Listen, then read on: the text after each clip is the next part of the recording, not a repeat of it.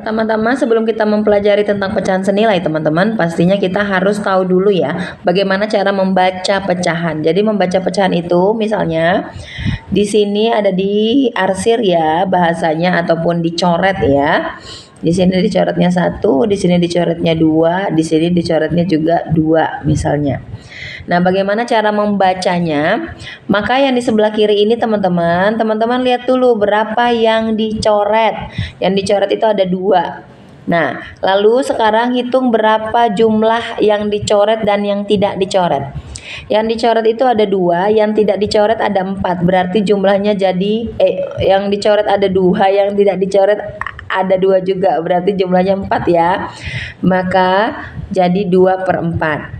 Kalau ini yang dicoret ada 1, yang tidak dicoret ada 1. Berarti yang tidak dicoret dengan yang dicoret jumlahnya adalah 2.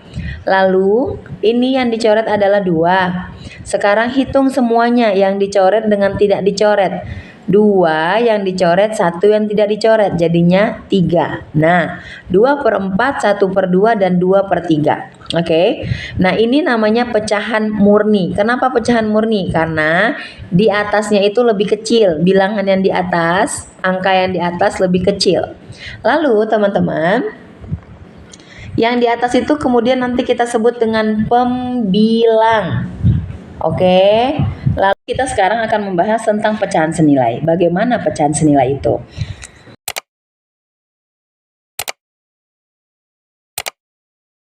Pecahan senilai teman-teman ada yang dikali dan ada yang dibagi. Nah, sekarang kalau kita bicara tentang pecahan senilai yang dikali, maka angkanya pasti akan semakin besar. Contohnya kita ambil ya dari 1/2 ini ya. 1/2 pecahan senilainya akan lebih besar angkanya teman-teman. Maksudnya lebih besar bagaimana? Kita akan kali dia yang di atas dengan yang di bawah. Misalnya kalau yang di atas dikali 2, maka yang di bawahnya juga harus dikali 2. Maka pecahan senilai dari 1/2 adalah 2/4. Nah, lalu kalau sudah selesai kita kali 2, kita kali 3. 1 kali 3, 3. Lalu 2 kali 3, 6. Nah, mungkin kita mau kalikan dia jadi kali 5, boleh ya. Tidak harus berurutan ya. 1 kali 5, maka di sini 5. 2 kali 5, maka di sini 10. Begitu seterusnya. Mau kali berapa aja boleh. Dengan persyaratan, kalau di atas dikalikan angka 6 misalnya, maka di bawahnya harus dikali 6. Oke? Lalu bagaimana kalau dia dalam bentuk gambar? Maka kalau dia dalam bentuk gambar teman-teman, kita ubah dulu nih teman-teman ya.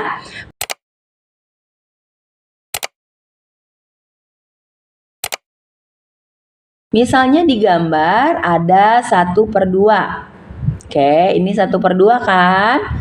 Lalu kita mau buat pecahan senilainya. Pecahan senilai itu kalau dikatakan senilai itu dengan tanda sama dengan. Lalu di sini ada gambarnya tuh. Misalnya di sini pecahannya. Nah, saya buat jadi ada 10 kotak. Lalu kita arsir 5 ya. Nah, kita coret 5. Jadi 5/10. Nah, beginilah kira-kira pecahan senilai yang dimaksud teman-teman. Walaupun gambarnya ini hanya dua bagian, lalu ini 10 bagian. Lalu yang dicoret di sini 1, yang dicoret di sini ada 5. Mereka berdua ini tetap dinamakan pecahan senilai. Jadi bukan kita lihat dari berapa banyak yang dicoret, bukan. Tapi dari proses mencari pecahan senilai itu. Ya, di selanjutnya akan kita jelaskan bagaimana ya proses menjawab pertanyaan kalau ada pecahan senilainya. Jangan lupa ya teman-teman like dan subscribe agar akun kita berkembang ya dan biar kita bisa belajar lagi lebih banyak. Sampai jumpa.